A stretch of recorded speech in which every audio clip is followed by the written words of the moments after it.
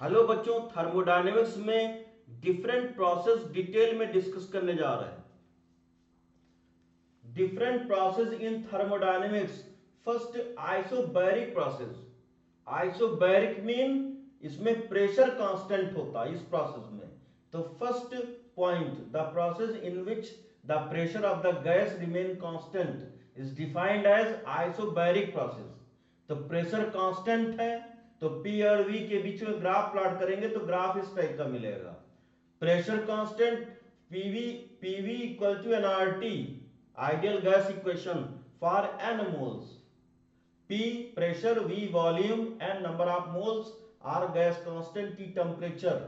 तो इसमें V directly proportional to T हो जाएगा। V equal to P side में लेकर आएंगे NR by P into T। तो इसमें जाएगा V directly proportional to T और इसमें VT के बीच में ग्राफ प्लॉट करेंगे। तो ये जो स्लोप होगा इसकी वैल्यू होगी NR बाई P। अब जिसका हॉरिजॉन्टल से एंगल स्लोप ज्यादा होगा उसका P कम होगा। ये NR बाई P स्लोप है।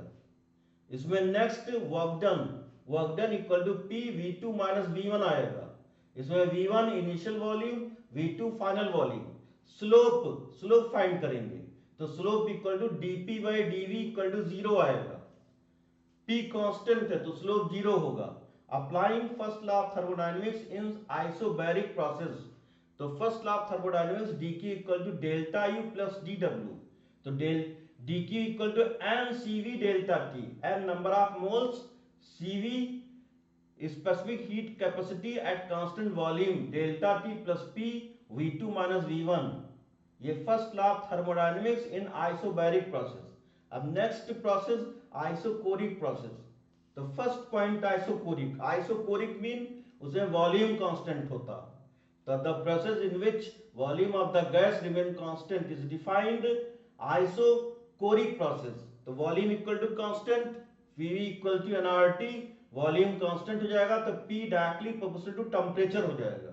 P और T के बीच में जो ग्राफ प्लॉट करेंगे तो ये ग्राफ, ये स्लोप जो आएगा वो NR बाई V आ जाएगा। स्लोप जिसका ज्यादा होगा उसका वॉल्यूम कम होगा और इसमें P और V के बीच में ये ग्राफ मिलता है, वॉल्यूम कांस्टेंट है।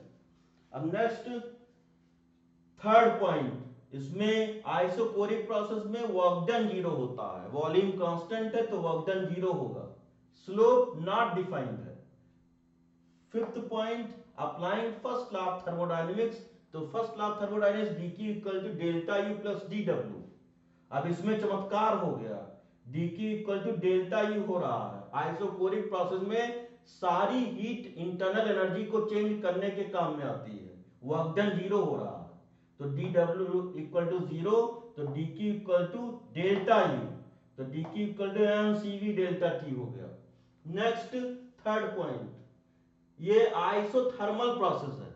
आइसोथर्मल प्रोसेस में टेम्परेचर कांस्टेंट होता है। The process in which temperature of the gas remains constant.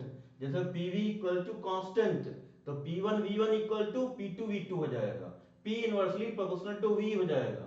तो Pv जो डायग्राम होगा वो इस टाइप का होगा। T temperature constant, Pv equal to nRT, Pv equal to constant, P inversely proportional to V हो जाएगा। तो वर्क डन की वैल्यू आएगी वॉल्यूम के टर्म में W equal to 2.303 nRT log base 10 V2 by V1। P1 V1 equal to P2 V2, तो V2 by V1 equal to P1 by P2 होगा।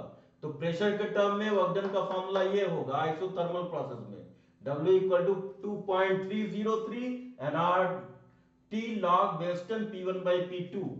अब नेक्स्ट पॉइंट है स्लोप क्या आएगा। तो स्लोप इसको डिफरेंशिएट करेंगे तो हमें slope equal to minus P by V आएगा।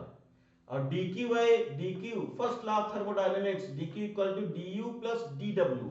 अब इसमें delta U equal to N cv t2 minus t1, ये फॉर्मूला होता है चेंज इन इंटरनल एनर्जी का। टेम्परेचर कांस्टेंट है, चेंज इन इंटरनल एनर्जी 0 होगी तो इसमें dq equal to delta w हो जाएगा। आइसोथर्मल प्रोसेस में इसमें चमत्कार है, इसमें dq equal to delta w हो जाएगा। मतलब जितना भी हीट एनर्जी होगा वो सारा वर्क में खर्च हो जाएगा। आइसोथर्मल में दी गई सारी हीट वर्क डन में यूटिलाइज होती है। अब इसमें the walls of the container should be perfectly conducting the such isothermal process. जैसे ये कंटेनर है वॉल का, ये परफेक्टली कंडक्टिंग सराउंडिंग से कनेक्ट होता है, और इसमें ये सिस्टम, ये गैस है, ये पिस्टन है, तो इस प्रोसेस को धीरे धीरे करेंगे तो टेम्परेचर मेंटेन रहेगा। स्लो जो वर्ड है वो आइसोथर्मल के लिए होता है, ये स्लो शब्द ये आइसोथर्मल में आता है। Thank you.